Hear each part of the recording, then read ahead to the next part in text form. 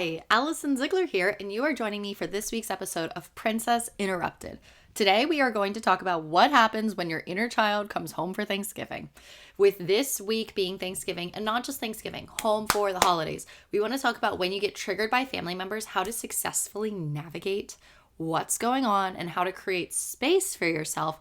The holidays bring up so many different emotions for so many people.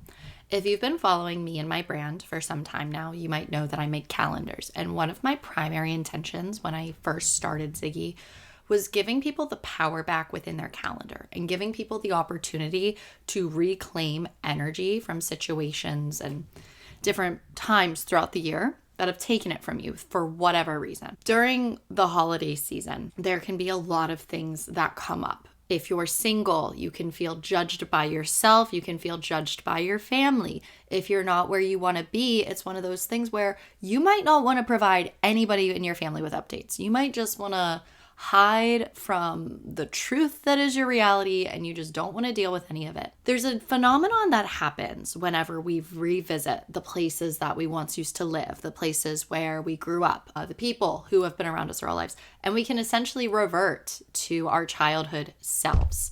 When you have unresolved childhood trauma that hasn't been faced, sometimes you can represent yourself in a way that doesn't align with how you truly want to be showing up. In this episode, going to talk about navigating those situations, a perspective shift that you can adopt to help you navigate this, as well as some best practices for protecting your energy and recalibrating during the holiday season. At the time of filming this, it is right before Thanksgiving, but you can listen to this at any point throughout the holidays, and you can also listen to this if you find yourself returning back home and feeling some type of way about it.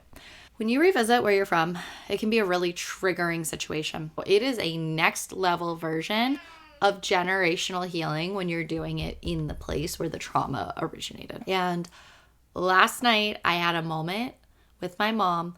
There was this moment that came up where I was so triggered and I just acted like a 15-year-old. And even as I was freaking out about, I don't even remember what the problem was, I literally said, I feel like I'm 15 and powerless again. And I felt that part of my body came up to speak because she had felt so unseen for so long. The crazy part about our limitations is that most of them originated during childhood.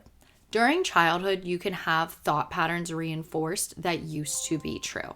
This is one of the things that we draw attention to with my clients. It's a technique that I use through neurolinguistic programming, is creating new associations, because what's often happening is that the limitations that were placed on you in childhood are no longer true. When I was 15, I didn't have a car. I couldn't leave. I was stuck. No matter how I felt about my circumstances, I couldn't change them. I could just think about the future that I was creating and that I wanted for myself and focus my efforts there. But in terms of my day-to-day reality, the parts of my life that I did not like pertaining to my parents were out of my control to change. That was a fact.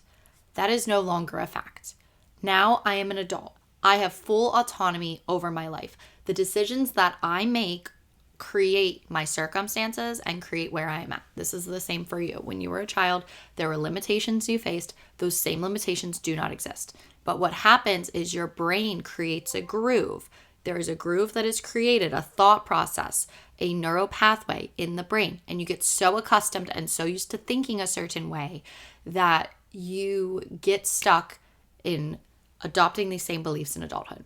There's a story that I'm going to include either in the show notes or I'll explain it to you here, but it's called elephant rope. Basically, when elephants are being trained, there's a rope tied around them. And so there's a rope on their legs, so if they try to move, they're not able to. And the whole idea is that as elephants get bigger, obviously they become much more powerful, but they've been conditioned to believe that they can't break free because of what was conditioned to them in childhood. Like a baby elephant might not be able to pull a stake out of the ground, but obviously a full-grown elephant is so much more powerful. So this is the same thing that can happen to us during our childhood, and how these beliefs condition our environment and create what we believe to be possible. When you're with your family and it's the holidays and your mom goes off on the same tangent and creates a scenario that really models something that you're still actively healing from, it can feel like you regress to that version of yourself who is experiencing it in the moment.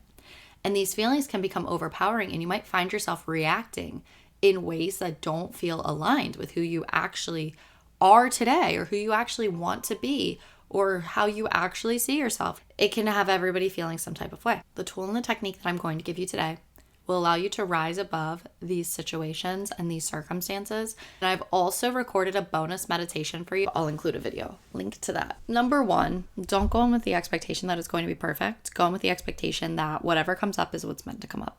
And if it's coming up for healing, it's coming up for clearing, and it's coming up for recognition. So as these situations come up, your biggest key is not getting lost in the energy. It's remembering your personal power. And remember that you're bigger than your reactions. You're bigger than your circumstances. You're bigger than where you come from. Where you come from is not an indicator of where you are headed. It's not an indicator of what you're capable of. All that said, the tool you're going to use is becoming a gentle observer of what's going on internally when these situations come up and when these triggers happen. This is just giving you information that you need to heal this once and for good. Information that you need on your path. And our family can be our greatest teachers, because you can see firsthand where some of your limiting beliefs were programmed, not just through the way that you relate to people in your family, but through what their beliefs are, what they're talking about. You can perceive what someone's saying without judging them, but also without taking it on.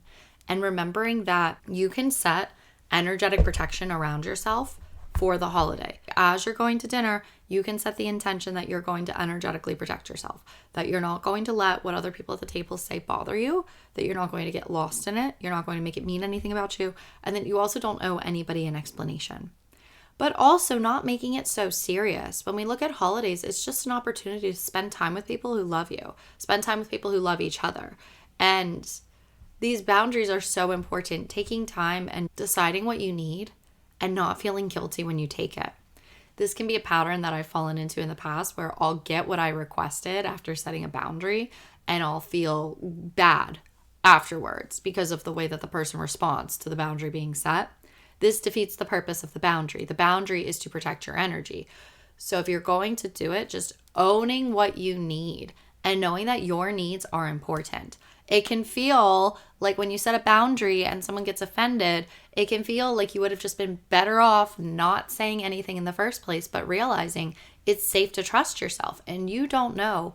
They may react to the boundary being set initially, but you don't know how this is going to play out, how this is going to ultimately benefit them.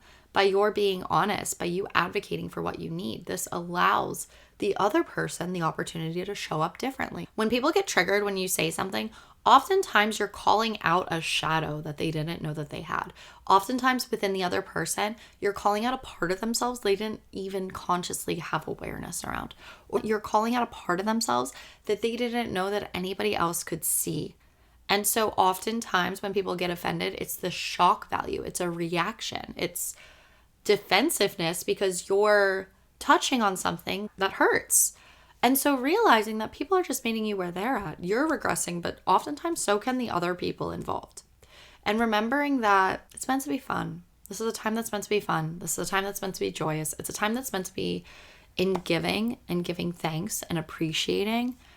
And if it genuinely doesn't work for you, just know you're under no obligation to do anything that you've done before. You can decide to make an entirely new tradition for yourself this holiday. If Thanksgiving's never resonated with you and it doesn't feel good, you can decide to create a new tradition. You can go to a new part of town. You can go on a solo trip. You can do anything that you want. Ultimately, you have free will over your life, and we can feel stuck in these patterns, stuck in these circumstances. Like, this is just the way it is. This is where I come from. This is the only option I have. You have so many options. I know people who go to the beach for the holidays. You can really do whatever you choose, you decide that you want to do. But if you do feel stuck, lean into it. Decide it gets to be okay.